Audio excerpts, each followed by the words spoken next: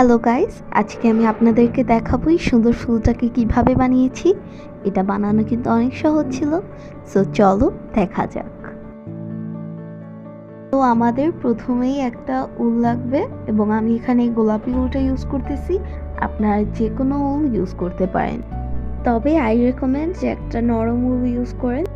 তো আমি কিন্তু এই উলটার সাথে একটা 5 মিলিমিটার হুক নিয়ে নিচ্ছি। তো প্রথমেই আমরা একটা ম্যাজিক সার্কেল বানিয়ে নিব এবং ভিডিওটি দেখলে আপনারা বুঝতে পারবেন কিভাবে ম্যাজিক সার্কেলটি বানিয়েছি।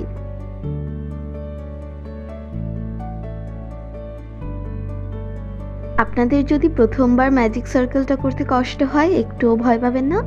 এটা আবার একবার দেখে আরেকবার ট্রাই করবেন, হয়ে যাবে।